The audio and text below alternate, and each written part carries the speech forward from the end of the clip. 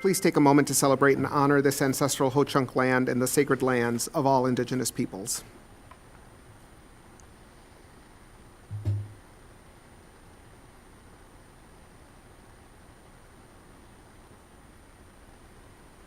Will the Secretary please call the roll? Mr. Alberts? Here. Mr. Vigneski? Here. Ms. Berkedal? Here. Dr. Garcia? Here. Dr. Jimenez? Here. Mr. Manka? Here. Mr. Neumeister? Here. Dr. Sprague? Here. Ms. Sukla? Here. The quorum of the Board of Education is present, so the regularly scheduled meeting of November 4th, 2024 is called to order. And we'll now have the Pledge of Allegiance. Please stand and face the American flag.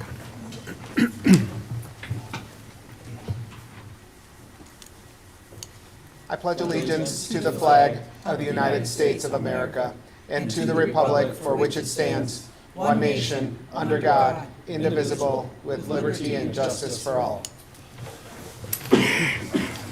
Tonight's agenda has previously been distributed to the board, and I'd entertain a motion and a second to approve the agenda as submitted unless there's a motion to amend. I'd like to make a motion to approve the agenda as presented. Second. Okay, moved by Mr. Manka, seconded by Dr. Sprague, to approve the agenda as presented. All those in favor, please signify by saying aye. Aye. All those opposed. Motion has carried.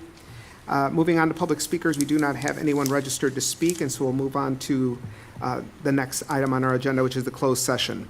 The La Crosse Board of Education will consider a motion to move into closed session pursuant to Wisconsin Statute Section 19.85, Sub 1, Sub A, to deliberate concerning a case which is the subject of a judicial or quasi-judicial trial or hearing before the governmental body, and pursuant to Wisconsin Statute Section 19.85, Sub 1, Sub F, for the purpose of considering financial, medical, social, or personal histories or disciplinary data of specific persons, preliminary consideration of specific personnel problems, or the investigation of charges against specific persons except where paragraph B applies, which, if discussed in public, would be likely to have a substantial adverse effect upon the reputation of any person referred to in such histories or data, or involved in such problems or investigations. To wit, conduct expulsion proceedings, including a hearing in accordance with Section 120.13 Sub 1 Sub C of the Wisconsin statutes, and to review and discuss pupil records as defined in Section 118.125 of the Wisconsin statutes. So is there a motion to move into closed session? So moved. Second. Moved by Dr. Sprague, seconded by Dr. Garcia, to move into closed session, and I will ask for a roll call vote. Ms. Steigerwald. Mr. Alberts? Aye. Mr. Vigneski? Yes. Ms. Berkedal? Aye. Dr. Garcia? Aye. Mr. Manka? Aye. Mr. Neumeister? Aye. Dr. Sprague? Aye. Ms. Sukla? Aye. Dr. Jimenez? Aye. So at this time, we will move into closed session, and we will reconvene when that is concluded. Excellent meeting. I didn't know how you'd verbalize what I was saying.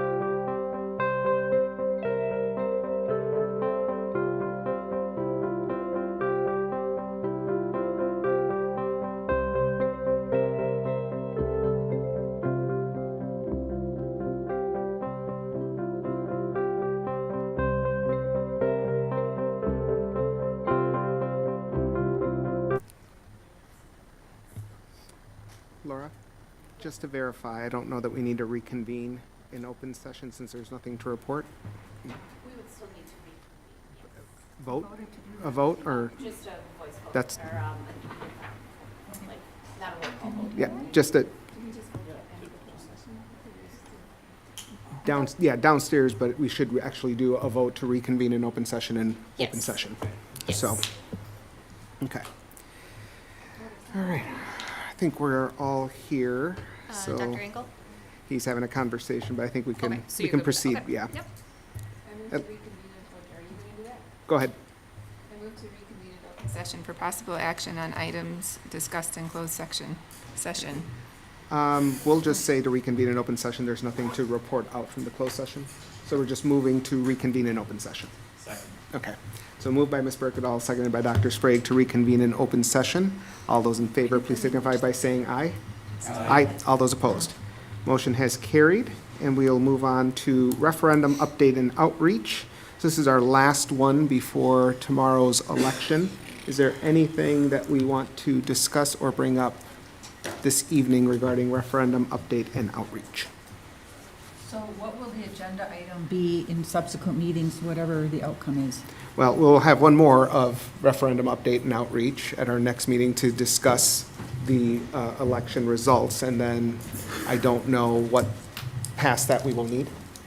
We could use So- that time to plan Yeah. what we Correct. would do. Think about how we. I just want to understand how to look for it on the agenda. Thank you. Okay, anything else? I just want to, I mean, this has been a long road to get from where we started last spring to voting tomorrow. So I just want to thank everybody for all of our time and effort to try to give the community a choice on this. And anyone who's listening, we urge them to vote. Yep. Anything else? Okay. Hearing none. We'll move on to the approval of the superintendent's consent agenda. So the consent agenda is a mechanism that is used by the board to deal with other routine business that comes before the body. Is there any items that will want to be removed? Right now, it's just the HR approvals under the superintendent consent agenda. I move to approve the superintendent's consent agenda as presented. Is there a second? Second. Who was that? Oh, Mr. Alberts. Okay. So moved by Dr. Garcia, second by Mr. Alberts, to approve the items on the superintendent's consent agenda as presented. All those in favor, please signify by saying aye. Aye. All those opposed. Motion is carried. We'll move on to the board consent agenda. Any items that the board members want to remove from the board consent agenda? In the future, like the linkages that are going on, those will show up under the board consent agenda in the future? Yes, they will. I believe they always show up after the linkages, once you got the notes set up and ready to go. I apologize, I was a little bit delayed to get them Oh, on this agenda, so I that's was planning okay. on getting them on the November 18th. No, that's Thank okay. you. That's okay. I just wanted procedurally asking the question. Thank you. I'll make a motion to approve the items on the board consent agenda as presented. Second. Okay, moved by Dr. Sprague, seconded by Mr. Manka to approve the items on the board consent agenda as presented. All those in favor, please signify by saying aye. Aye. All those opposed. Motion is carried. We'll move on to matters reserved for board action, and the first item is Results Monitoring Report R3 Involved Citizenship. And will we be turning this over to you, Dr. Engel? We discussed it last time. It just indicates the removal of interpretations, the update of definitions, and in this case, the update of a number of indicators to provide for reasonable growth. Any questions from the board members?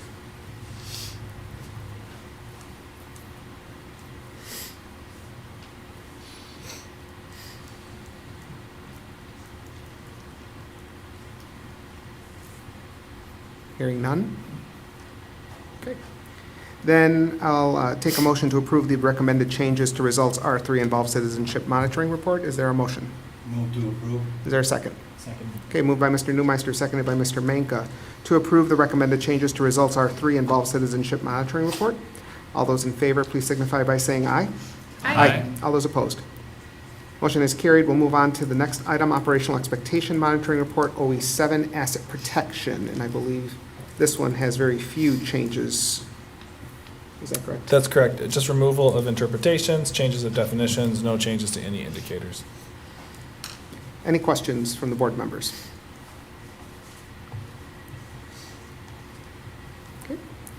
Hearing none, is there a motion to approve the recommended changes to OE7 asset protection? I'd like to make a motion to approve the recommended changes to OE7 Asset Protection Monitoring Report Template. Is there a second? Seconded. Okay, moved by Mr. Manka, seconded by Dr. Sprague, to approve the items, or excuse me, to approve the recommended changes to the OE7 Asset Protection Monitoring Report template. All those in favor, please signify by saying aye. Aye. All those opposed? Motion is carried. We'll move on to Operational Expectation Monitoring Report OE5, Financial Planning, under our information item, and I will turn it over to Dr. Engel or maybe Ms. Sprang. Ms. Sprang will take the lead on this one, and I will turn it over to her. Sure. So operational expectation OE5 financial planning is very timely right now because as you might have noticed that the attachments are very familiar to you as we have just finished going through that final budget process and approval for the 2024-25 school year. A lot of the evidence is also applicable to the last year's. So we start with the budget, but then we go through the process and we even go through the budget amendment from at the end of the year. So is there any questions instead of going through everything we've just been through in the last few weeks as in regards to the evidence? Is there any specific questions from the board members for Ms. Sprang on financial planning? We usually get a bound copy of the budget. When will we be getting that one? It just went off to the printers today. Awesome, thank you. Mr. Ramsey? And if the referendum passes, then how soon will the budget be adjusted? I don't know how to say that any other way. That If the referendum passes, it will not affect this year's budget. The debt would be on next year's. It would affect the levy for next year. Other questions?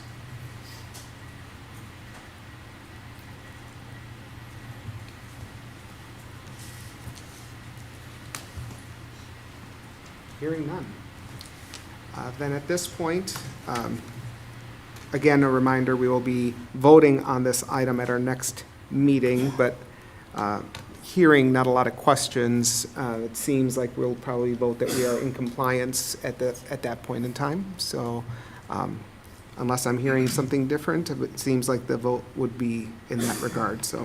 I would offer up that Ms. Sprang and I are happy to meet with anyone at any time. If you ever have questions about budget, process, et cetera, happy to talk through anything that you're seeing and don't understand.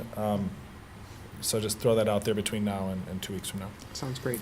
At our workshop on policy, we discussed the presentation of this information and then our voting on the compliance.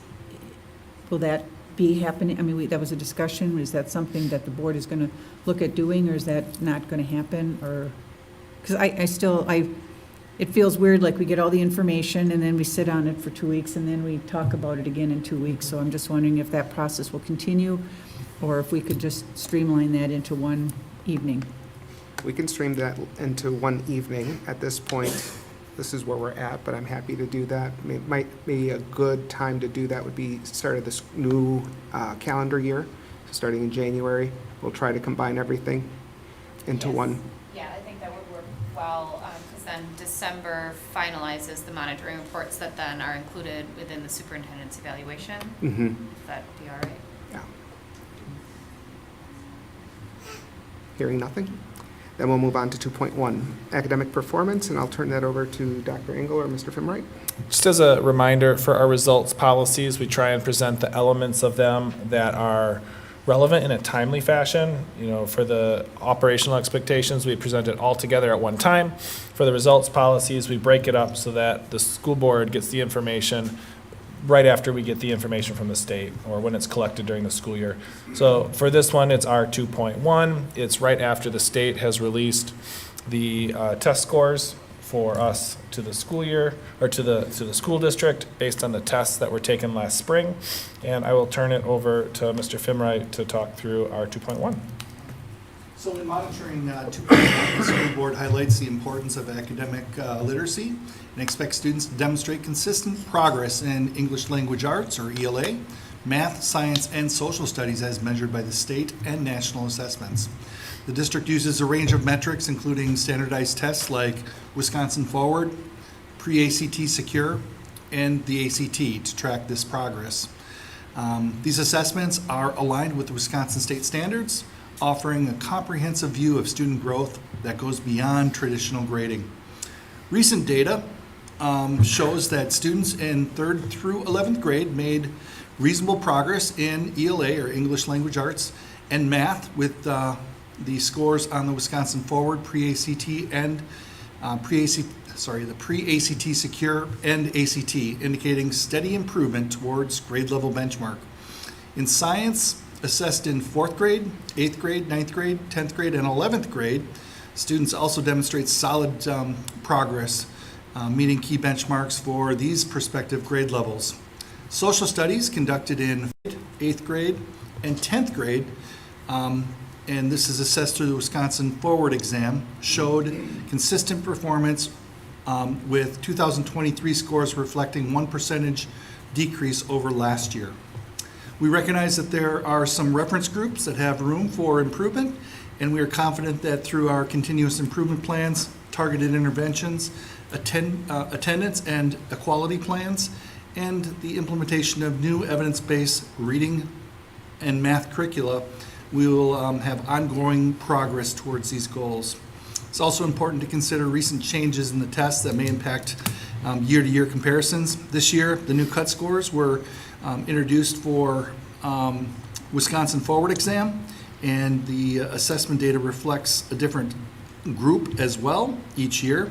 So, and then additionally, the ACT Aspire, you might remember this from a couple of years back, but they replaced the Pre-ACT Secure in 2022. So the test is going to be more aligned with the ACT college readiness standards, providing a clearer measurable of college preparedness for students in 9th and 10th grade.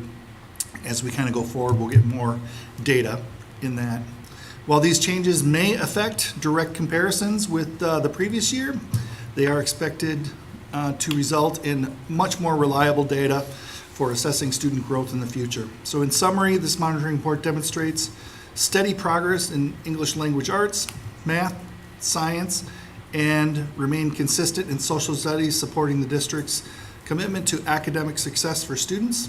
The superintendent has met all indicators for reasonable progress as evidenced in the data. Any questions? Questions from the board? Could you repeat that? If you would like me to. I think you asked me to repeat one other one like a few months back. I would offer up that the state did change their cut scores, and so it impacts the comparison of our scores from this year to last year. It makes sense for lots of good reasons at the state level, but it makes it hard for us to compare our data over time, and so we've basically reset where we're at for math, ELA, and science for Forward, Pre-ACT Secure, and the ACT. Can you say a little bit more about that? Does that impact the state to the local comparison that we're seeing in this?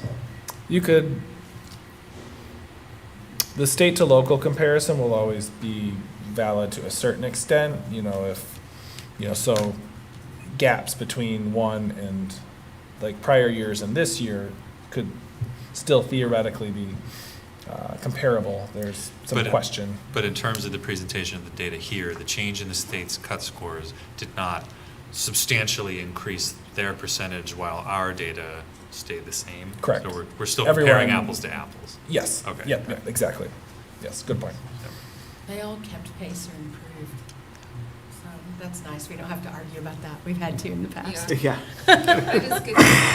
It is interesting to see that we're still lagging behind the state a decent amount. I'm curious about, and I don't know if this is possible at all, but would it be possible to distill a new data set from like similar size districts with similar demographics? Like if we could find a reference group that had like are there 10 districts that are comparable to ours? I don't know, but just something that would give us a more realistic comparison to where we're at rather than statewide numbers. I don't And know. year after year, I'd say. I don't know if that's PhD level research study, we could just abandon that idea, but I don't know if it's easy to come by that information. No, we've identified 5 or 6 comparable school districts across the state. We're at a size where there's not a lot of districts similar to us. So places that jump out are urban areas and rural areas, surrounded by rural areas that are county seats that have a similar level of racial diversity and socioeconomic diversity that we have. The ones that jump out as obvious comparables are Fond du Lac and Manitowoc. Wisconsin Rapids gets close, although it's a little bit smaller. Stevens Point's close, but a little bit bigger and richer. After that, West Dallas, West Milwaukee, but it's a Milwaukee exurb, so that's kind of has slightly different factors. And then you're talking places like Hudson and Verona, which are not comparable, but are similar in size. So the cohort's relatively small, but could provide some interesting information. One thing that I do every year when I get this test scores back is I'm always curious between the correlation between poverty and test scores. Is there a correlation? And you can plot them on a graph. And you have poverty on one side and you have the test scores on the other on a district level. And the dots come up in a pretty consistent line, and if you run some statistical analysis on a basic correlation, what you find is that about 70% of the results of our academic tests could be attributed to poverty alone. And it looks like a straight line, like it's very clear correlation. 70% of test scores could be attributed to poverty alone.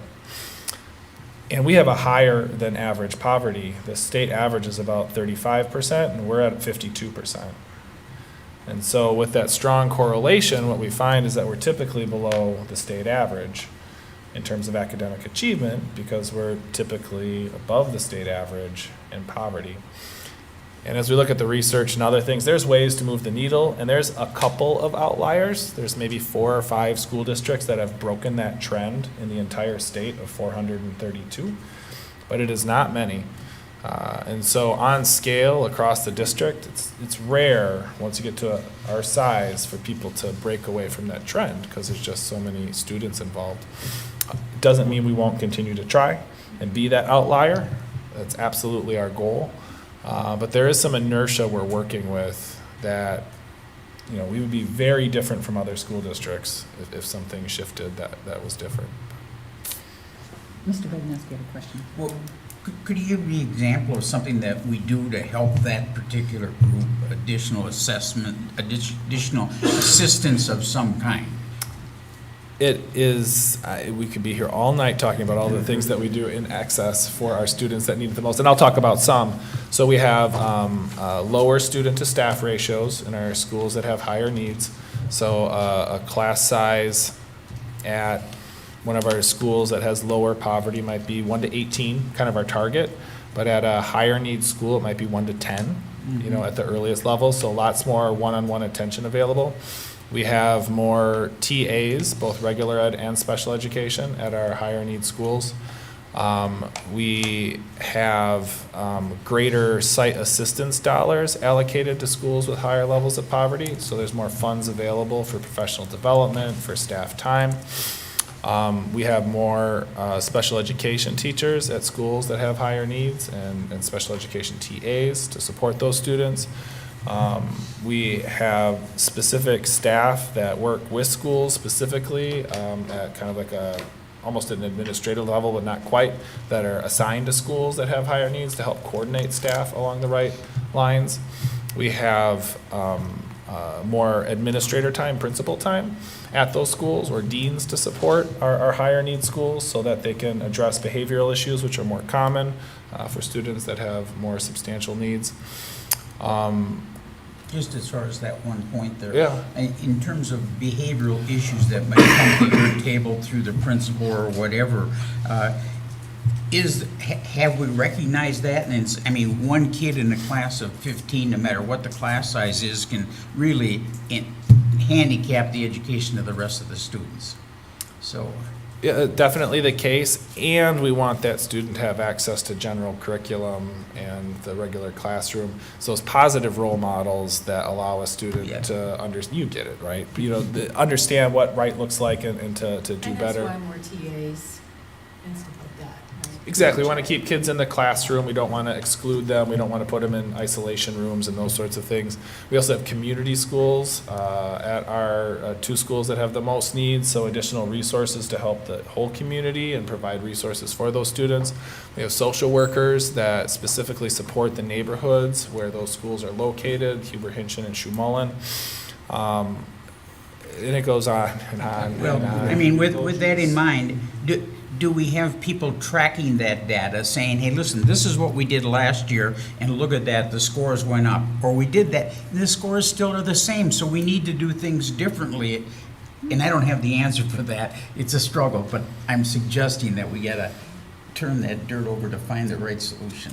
Yeah, I would say each year we layer something new on in an effort to keep, and all of these are research-based interventions. These aren't like random ad hoc things. Somebody says, I need this thing. Oh, we're going to do that. On the HR report, you saw a 0.2 increase to drama for a teacher at Hamilton Elementary School. Our goal there is to provide additional social emotional learning support so students learn executive function, how to regulate emotions, how to interact with others in proper ways so that they can be in the classroom more frequently, so they can access general education, so they can learn their ELA, so that they can do well on the test score, so it shows up later on. But it's a long game, you know?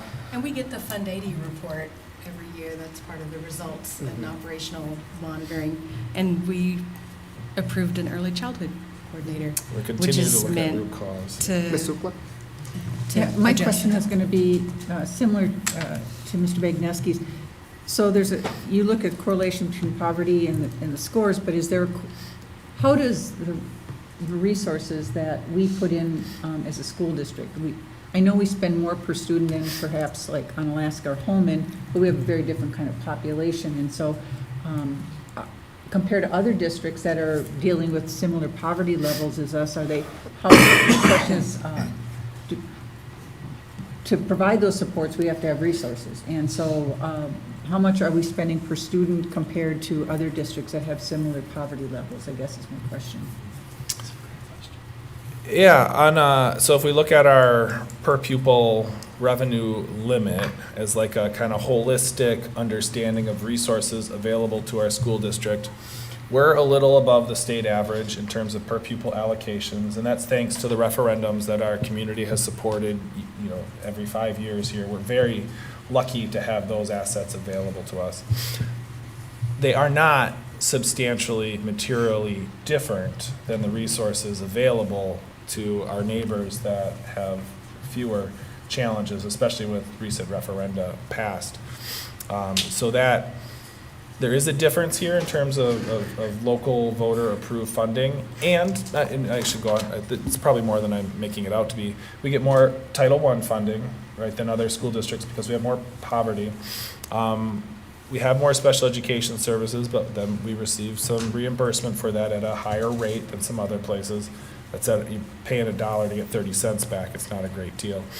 And then we do get some additional other title funds, federal funds, because of some of the challenges that we experience. There is a cost compared. There's what's that report, Ms. Sprang, on the DPI that shows how much we spend per pupil per school? Level report. There's a school level report that shows how much we spend per school, and you can look at that kind of across school districts to understand how much is spent on a per school basis. And it's clear. Like per school, like central or like? Central, yeah, not district, but school. Okay. So you can look in our school and see that in places where we have higher levels of poverty and need, we're spending more money on a per pupil basis. You can see that at Northside, Hamilton, and Hinchin in particular. We are spending money where it matters. We're directing our resources to the students that need it the most. There's larger challenges that are embedded within that. Oftentimes at schools that have more needs, there's more challenges. staff burnout and turnover happens at a slightly higher rate. You end up hiring more new teachers and underexperienced teachers, and so then their salaries are less than other places, you know. So if you see a higher cost per student or spend per student in those data, it really represents a large investment because the staffing costs mitigate some of that. Do we necessarily, I don't know if this is a correct term, but rotate staff? Let's say year one, this school has a group of third graders that are just really hard to manage. And then that school graduates that group, so now the behavior really in that school is much better, but now the problem is over here. So on a yearly basis, do we look like, hey, listen, we need more TAs, whatever, to assist in that classroom or that classroom over there, and not always so many teachers at this particular school or TAs or whatever. Yeah, we're always trying to predict where the need is, and based on IEPs and data there, our teachers are the greatest wealth of knowledge. They know what needs need to follow a student. You know, so if a student has traditionally had a one-on-one TA, that student typically follows them to their next placement. It may change depending on the resources that are available there. And so, resources do often follow students, but the types of education and needs change at level too. You know, so at the elementary school, it may look different.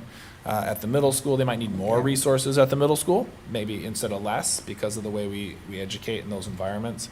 But we're certainly thoughtful about that, and we always know that in the first weeks of school, there's going to be requests for changes, and we might have to shift some things around. Might have to collapse a section here and build one over here. Might have to hire some TAs. You know, that said, I mean, we've got 5 or 6 vacant TA positions right now. We never fill all of them, and sadly, it's often in our highest needs areas because those are the most challenging assignments.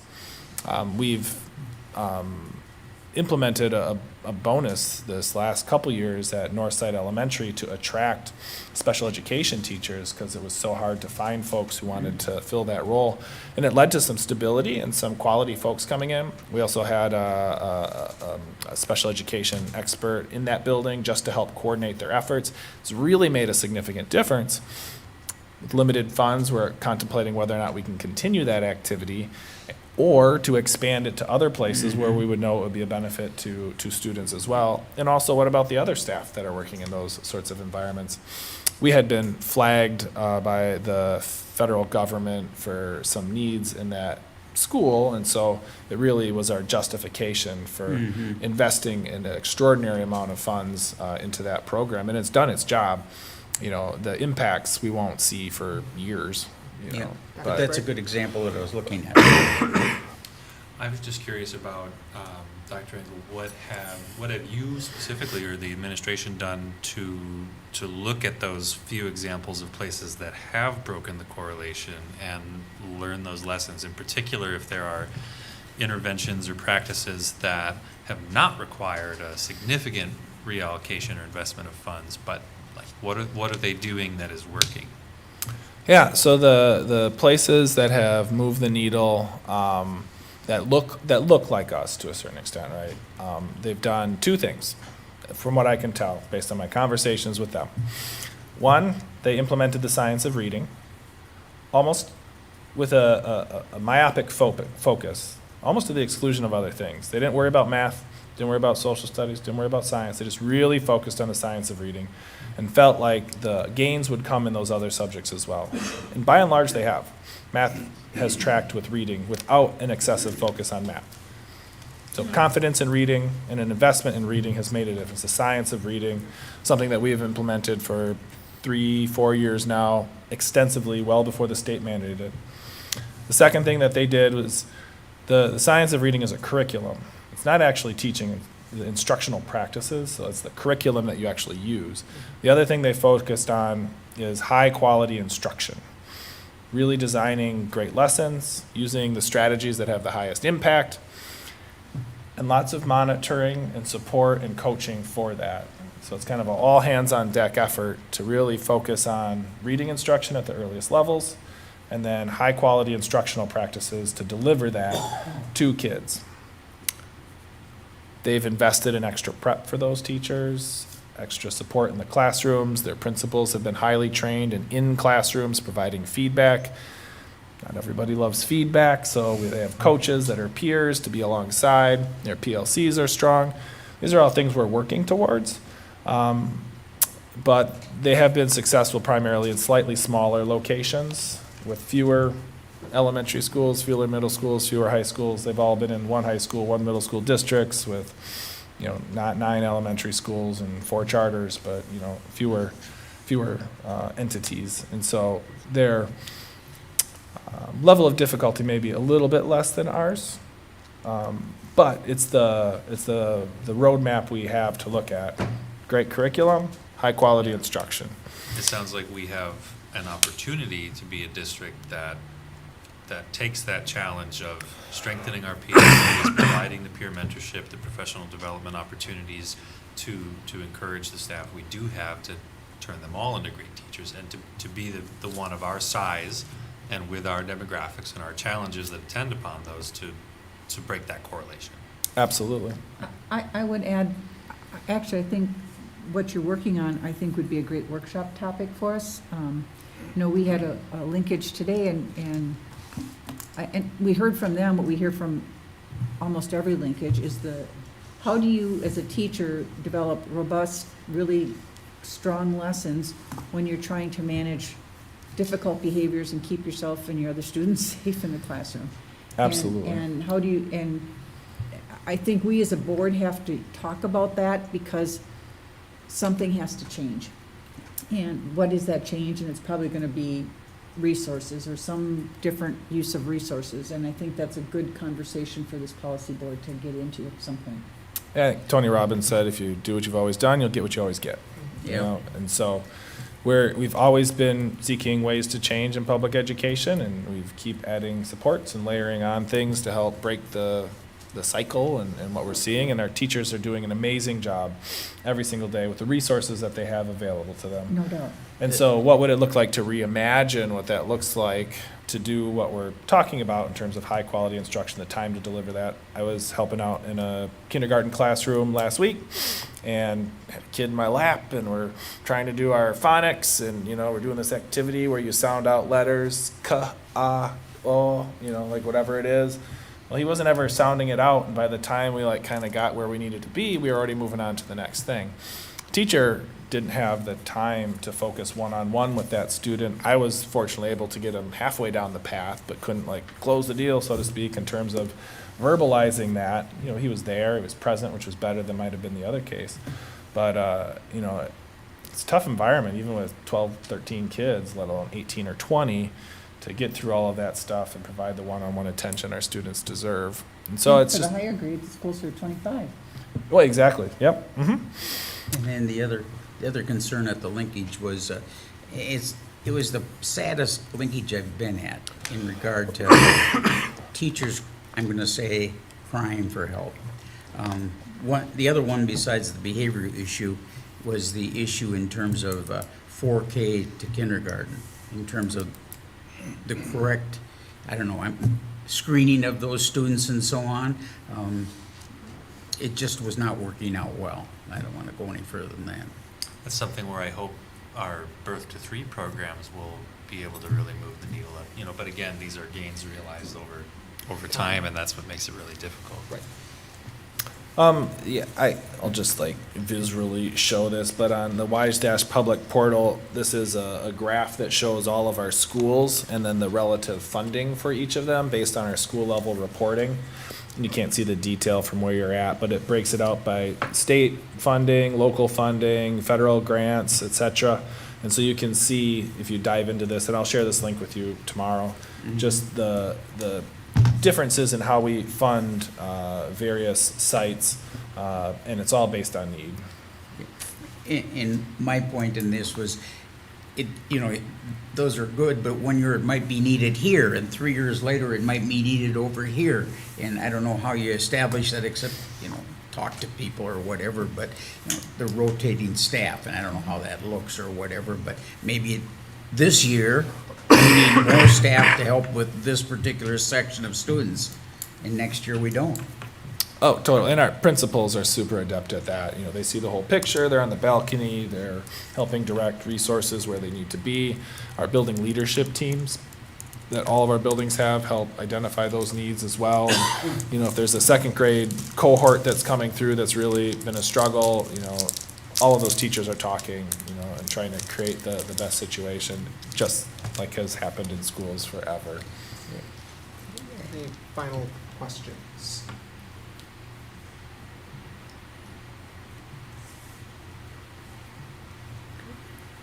Great conversation. It sounds like there was some great discussion, but I'm not hearing necessarily anything that shows that we would not find making reasonable progress, with the exceptions noted, as there is one that did not show growth based upon the data that was presented, so. And I will say, I was curious, so one thing I have been curious about with these like state tests and, you know, like yes or no's, reasonable progress, you know, versus like flat, like, you know, nothing. There is some metrics you can look at for like statistical difference. And the social studies one, I do believe, fell outside of like statistically the same. You know, it did not improve or stay the same as much as we would have liked. And so that's why we wrote that down as not making progress. So. All right. Any final questions, thoughts on R 2.1?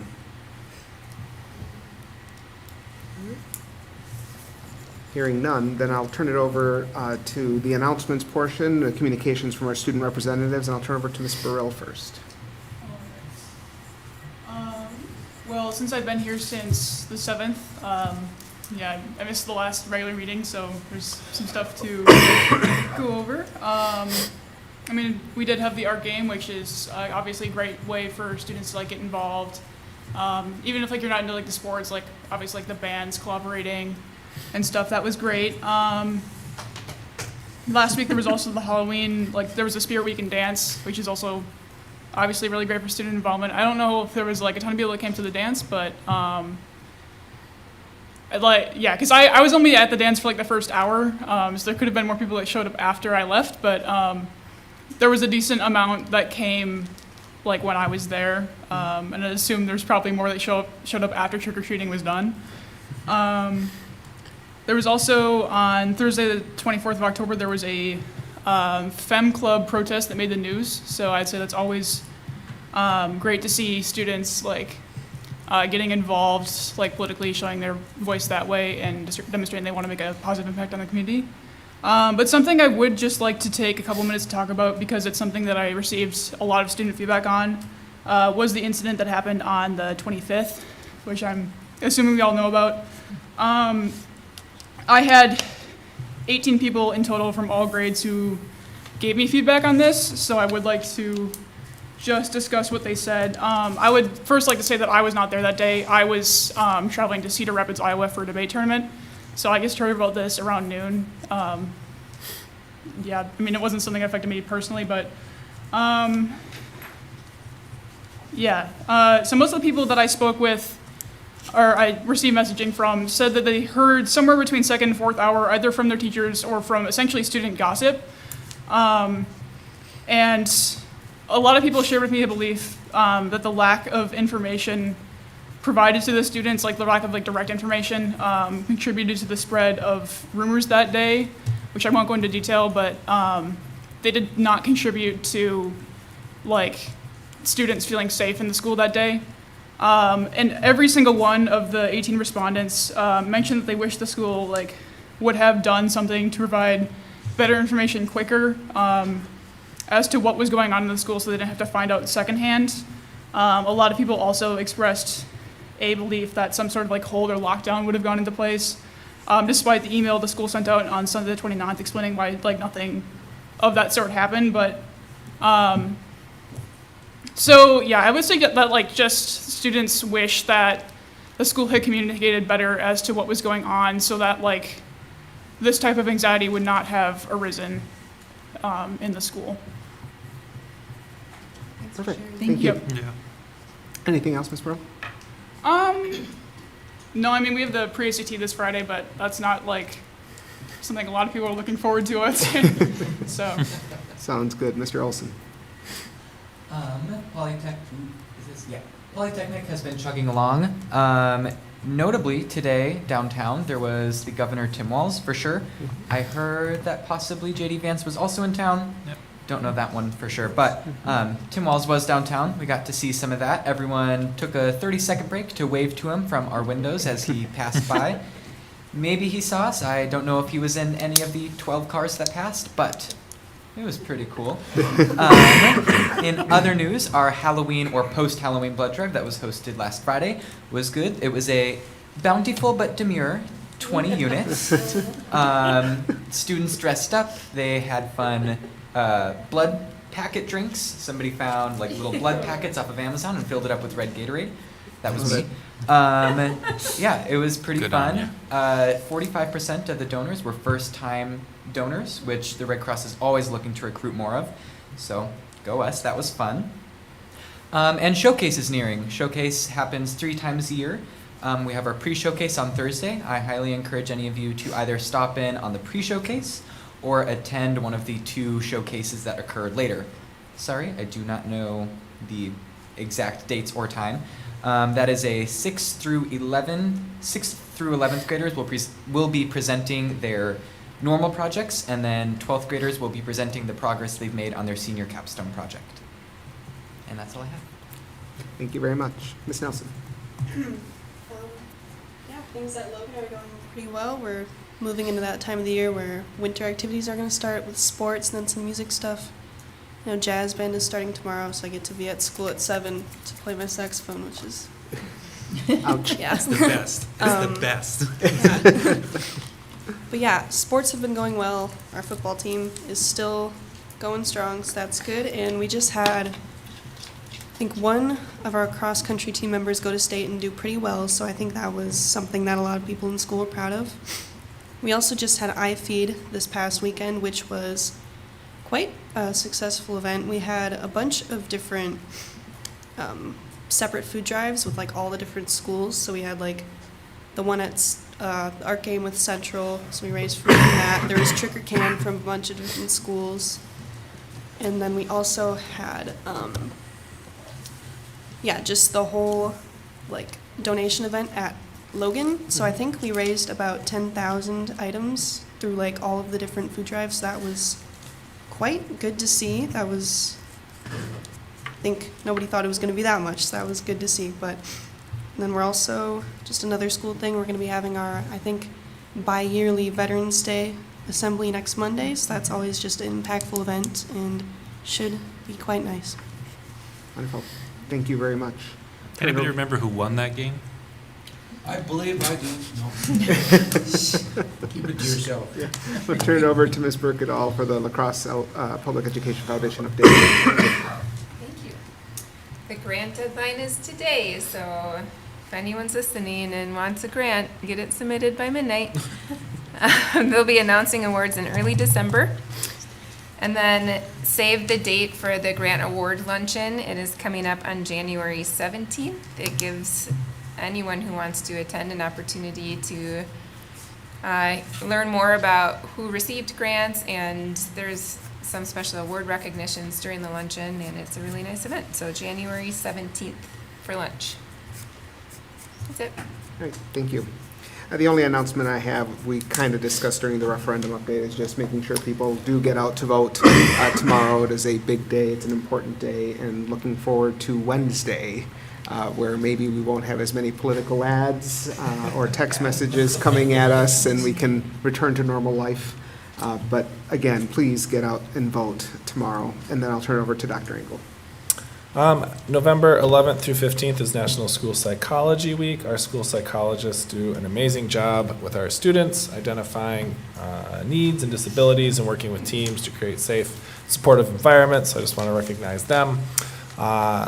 Tomorrow is election night. If folks are looking for results, the best way to find them is the county election website, and just refresh that every 30 seconds after 8 o'clock. Eventually you'll find the results there and they will show up. That is the best, fastest way. That's where we find the results as a school district, on the county election website. We have an amazing clerk, or what? Two amazing clerks. that do a great job at the county. They are some of the best we work with in the area, and so we're thankful for them and all their efforts. So check that out if you're looking for results. And then I just want to caution folks that this is a very tight election, and the results for other elections may not be known for a day, maybe days. And so just to encourage people to temper their emotions and be calm while things work themselves out through our processes. We're fortunate to have great local government that runs elections very, very well in the state of Wisconsin. So that is all I have. All right. And I'll turn it over to Mr. Alberts for a debriefing this I knew evening. that was gonna be me, and I kind of paid attention. I'm like, I haven't gone in a while. I mean, like always, I think this board is in a good place in terms of our communication. I think we probably, I spoke on some linkages prior, and I really think that we need to have some workshops to go over those.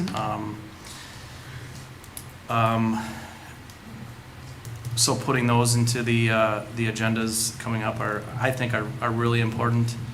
But as always, I mean, this is always great discussion, and always I'm kind of looking forward to it every other Monday now. So. And sometimes back-to-back Mondays, right? And sometimes back-to-back Mondays. I'm glad I caught that one too. I almost. Mr. Bagneski, you're on for next meeting, just so you know. Say that again, I'm looking forward to Wednesday. Yeah. One day at a time.